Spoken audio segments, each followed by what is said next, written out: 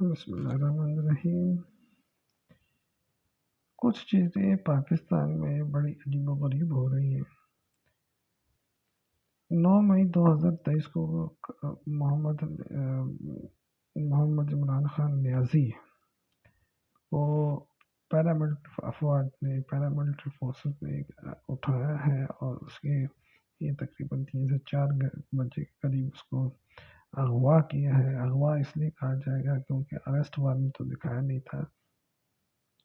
اغوا کیا ہے۔ اغوا کرنے کے بعد ان کو لے جایا گیا ہے اور اسی کے بعد 3-4 بجے کے بعد یہ ہوتا ہے، جبکہ 4-5 بجے کے دوران جو ہے وہ لاہور کور کمانڈر کے گھر پر حملہ ہوتا ہے۔ اب لاہور کور کمانڈر جو ہے وہاں پر کچھ لوگوں کو اپنی صفائی دے رہے ہیں اور پھر کیا وہاں سے اپنی فیملی کے ساتھ بچ کر بھاگے ہیں۔ اب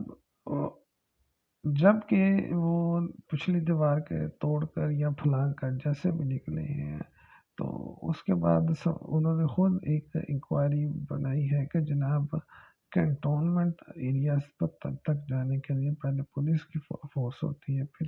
فوج ہوتی ہے، پھر کوئک ریسپانس فورس ہوتی ہے، وہ کدھر تھی؟ وہ کیوں غائب کر دی گئی تھی؟ یہ جو 100-200 کا جتھا تھا یہ ڈائریکٹ کور کمانڈر کے گھر تک کیسے پہنچا؟ اب یہ ایک سوال تو کھڑا ہوتا ہے اور یہ کور کمانڈر صاحب کے ذہن میں بھی کھڑا ہوا ہے۔ اب یہ کور کمانڈر صاحب نے اگرچہ ماضی میں بڑے بلیٹنٹ قسم کے اور بڑے شدید قسم کے فیصلے کیے ہیں اور کچھ ایسے فیصلے کیے ہیں جو انہیں نہیں کرنے چاہیے تھے بحیثیت ایک فوجی افسر کے، لیکن کہا یہ جا رہا ہے کہ ان کے اس کے جو ان کو یہ ایک وارننگ دی گئی ہے اور وہ وارننگ بیسیکلی ان کے ذریعے باقی آفیسران کو دی گئی ہے کہ جناب ہم آپ لوگوں کے ساتھ ایسا بھی کر سکتے ہیں، کیونکہ انہوں نے 2 دن پہلے کہا تھا کہ اگر لا اینڈ آرڈر کی سچویشن ہوتی ہے تو اس میں فوج کو انوالو نہ کیا جائے، یہ پولیس کا کام ہے، پولیس کو سنبھالنا چاہیے۔ بات میں ٹھیک ہے، لیکن اس کا نتیجہ یہ ہوا ہے کہ آج پھر ان کو اس طرح نکالا گیا ہے اور 9 بجے کے قریب کور کمانڈر کے عہدے سے ہٹا دیا گیا ہے، پھر مجبور انہوں نے وہاں سے استعفیٰ دے دیا ہے۔ اب اس کے بعد جو ہے کچھ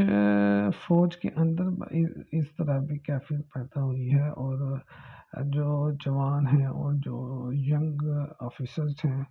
ان کے درمیان میں بھی ایک خلا پیدا ہوا ہے اور وہ یہ سوچنے پر مجبور ہیں کہ ہم کس طرف جا رہے ہیں، کیا ہم کچھ غلط تو نہیں کر رہے ہیں۔ تو جو سینئر آفیسرز تھے ہر کور کے اندر یا ہر کمپنی کے اندر یا ہر پلاٹون کے اندر، ان لوگوں نے جا کر اپنے پالیٹن وغیرہ کی اپنے سبارڈینیٹس کی پلس لی ہے کہ آپ کا کیا خیال ہے۔ اب ان پلسز کے دوران کچھ جوانوں نے اور کچھ فوجی آفیسرز نے بڑے کھل کر بولے ہیں، لیکن پھر ایسے حالات میں کچھ سینئر آفیسرز کو یہ کہنا پڑا ہے کہ میں یہاں پر صرف آپ کی پلس لینے کے لیے آیا ہوں، میں کوئی بحث مباحثے کے لیے نہیں آیا۔ تو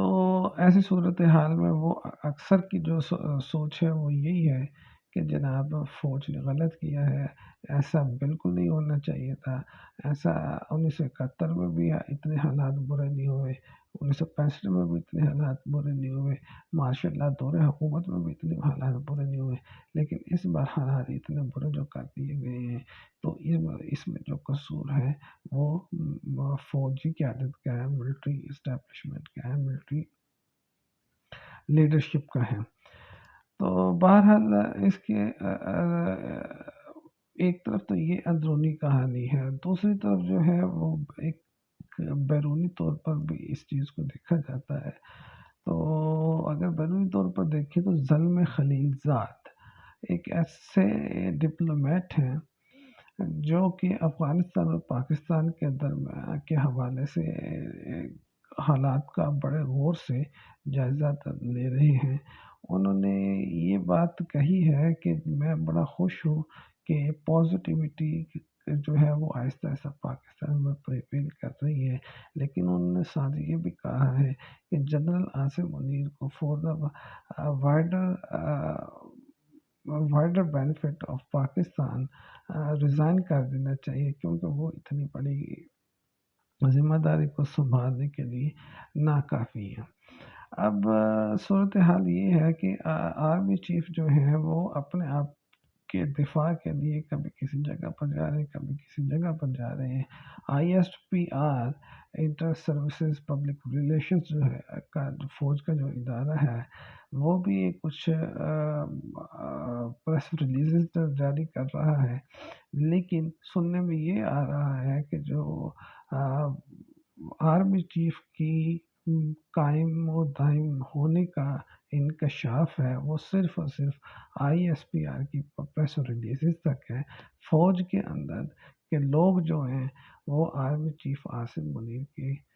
حق میں نہیں ہے، اور وہ چاہتے ہیں کہ الیکشنز کے لیے اور پاکستان کے پولیٹیکل سٹیبلٹی کے لیے ایک نئے آرمی چیف کی ضرورت ہے۔ اب کون آئے گا نیا آرمی چیف، یہ بھی ایک نئی بات ہے اور ایک نیا صورتحال ہے۔ ایسی صورتحال میں زلمے خلیل سعد نے بھی یہ بات کی ہے کہ پاکستان میں پولیٹیکل سٹیبلٹی کے لیے ایک نیا سسٹم چاہیے، ایک نیا آرمی چیف چاہیے جو اس پورے پروسیجر کو لے کر چلے۔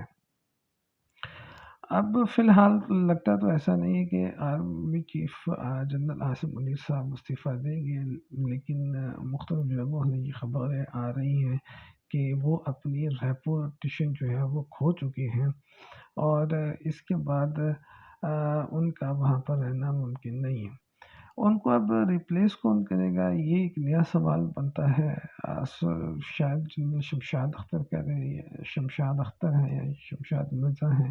جو چیئرمین جوائنٹ چیفز آف سٹافس ہیں، شاید وہ کریں۔ اگر اس کے مقابلے میں جنرل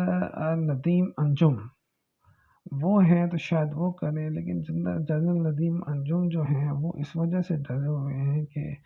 اور وہ ایکسٹینشن چاہتے ہیں کیونکہ ستمبر 2023 کے اندر انہوں نے ریٹائر ہو جانا ہے، اور ان پر جھوٹا ہے یا سچا ہے ایک مقدمہ ہے، ایک داغ ہے یا ایک الزام لگا ہوا ہے شہید ارشد شریف کے خون کا، ٹھیک ہے۔ تو وہ کہہ رہے ہیں، ان کا کہنا ہے کہ اگر میں اس صورتحال میں ریٹائر ہو جاتا ہوں تو میری باقی کی زندگی بڑی مشکل ہو سکتی ہے۔ اب کیا جنرل عاصم منیر استعفیٰ دیں گے اور ان کو ریپلیس کون کرے گا؟ کیا وہ جنرل ندیم انجم کریں گے؟ تو یہ تھوڑی سی ساری ایسی چیزیں ہیں جن کو سمجھنا ہمارے لیے ایک پرابلم بھی ہو رہا ہے، اور آتے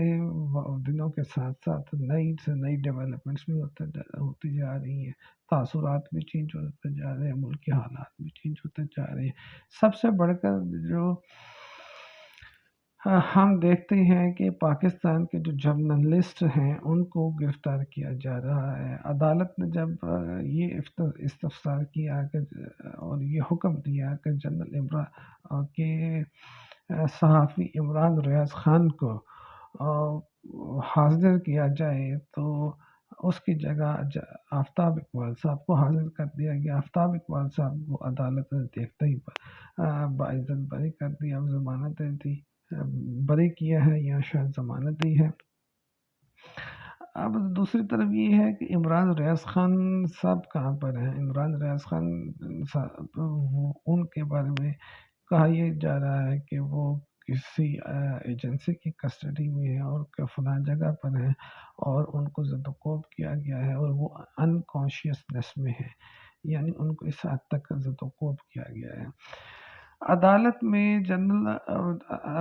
عمران ریاض خان کے والد خود پیش ہوئے ہیں، اور انہوں نے کہا ہے کہ اب آپ مجھے پھانسی دے دیں کیونکہ میں نے اپنے بیٹے کو سچ بولنا سکھایا تھا۔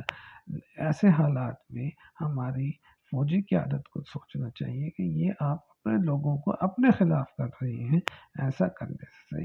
جو ہم اندر سے کمزور ہو جائیں گے، اور اگر باہر سے حملہ ہوتا ہے تو ہم لوگ کچھ نہیں کر سکیں گے۔ آپ لوگ اپنے آپ کو عوام سے بہت دور کرتے چلے جا رہے ہیں۔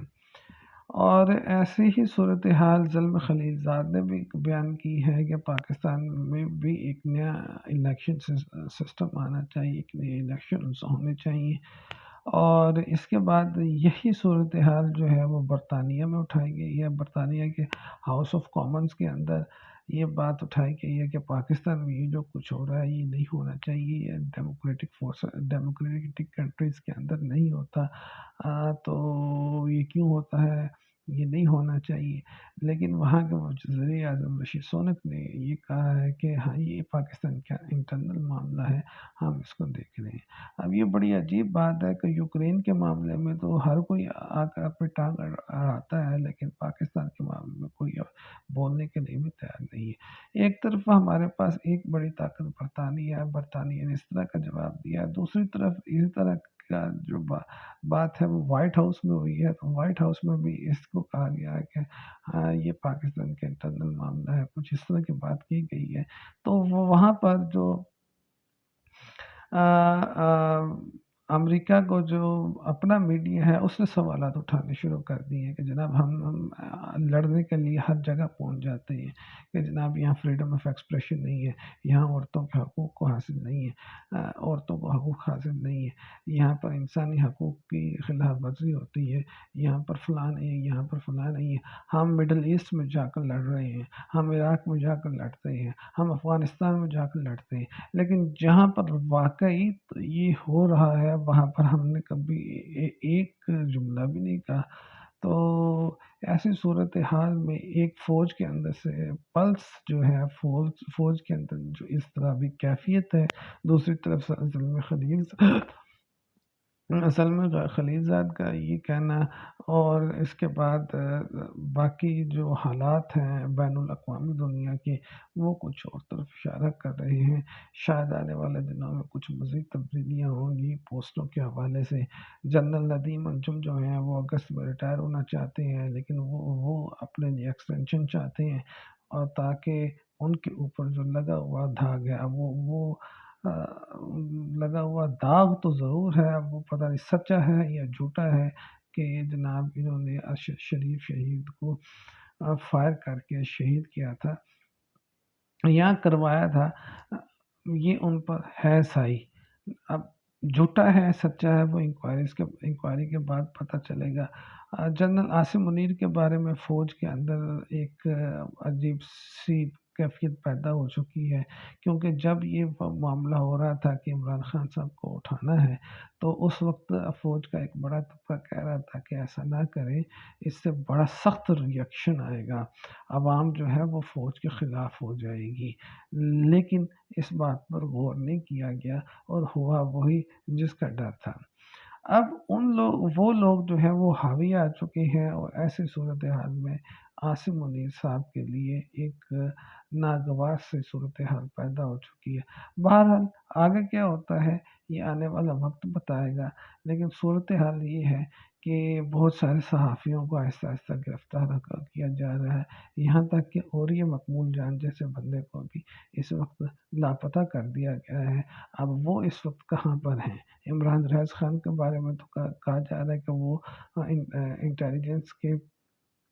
پاس ہیں، آفتاب اقبال صاحب کو رہا کر دیا گیا ہے، جبکہ جو